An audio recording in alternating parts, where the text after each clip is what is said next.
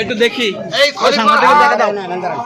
Office উদ্বোধনী অনুষ্ঠানের সম্মানিত অতিথিবৃন্দ, সম্মানিত সভাপতি, বিভিন্ন ওয়ার্ড থেকে আগত আওয়ামী লীগের ওয়ার্ড কমিটির সম্মানিত সভাপতি, সাধারণ সম্পাদক এবং বিভিন্ন ওয়ার্ডের সম্মানিত মেম্বারগণ, সাবেক মেম্বারগণ এবং স্বেচ্ছাসেবক লীগ, যুবলীগ, ছাত্রলীগ সহ সাধারণ সর্বস্তরের জনতা, আপনারা অনেক কষ্ট করে এই চট্টনি ইউনিয়নের বিভিন্ন ওয়ার্ড থেকে এখানে অফিস উদ্বোধন অনুষ্ঠানে এসেছেন।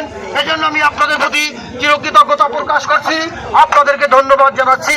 সংগ্রামী বন্ধুগণ, 28-29 তারিখ আমাদের উপজেলা পরিষদ নির্বাচন। এই নির্বাচনে আমি একজন পদপ্রার্থী আপনাদের সামনে হাজির হয়েছি। আমি বিগত 5 বছর এই পাথরঘাটার পঞ্চায়েত সাহেবকে ধন্যবাদ জানাই।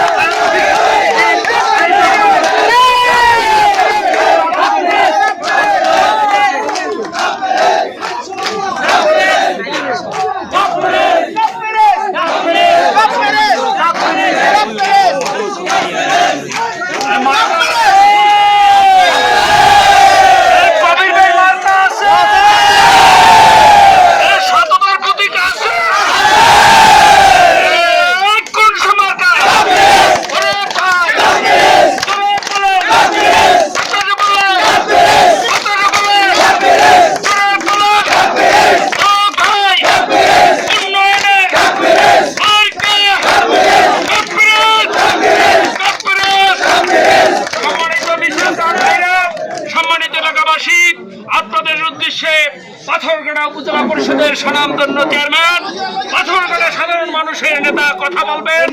আপনারা ধৈর্য সহকারে মনোযোগ দিয়ে তার কথা শোনেন। আপনারা ধৈর্য সহকারে একটু দাঁড়ান।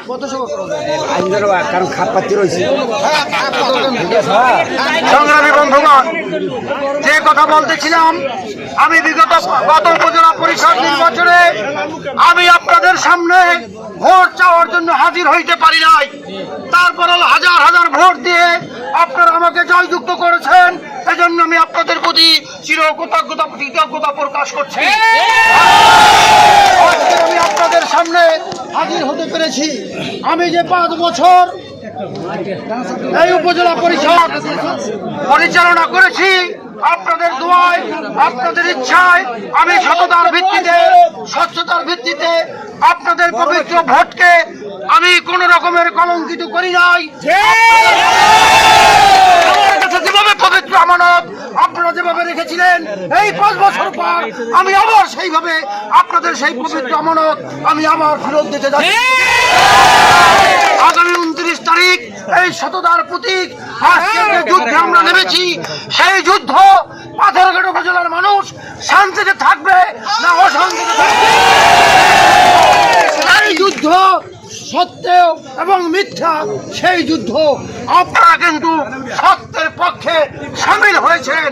আপনাদের কাছে আমার আহ্বান, আগামী 29 তারিখ সকলে দলমত নির্বিশেষে ভোট কেন্দ্রে গিয়ে আমার মার্কায় আপনারা ভোট প্রয়োগ করবেন। আমি যে 5 বছর এই পাথরঘাটার মানুষকে যে সেবা দিয়েছি, একটি মানুষকেও আমি এই 5 বছরে ফাঁকি দেই নাই। এই পাথরঘাটার মানুষ আমাকে ফাঁকি দেবে না।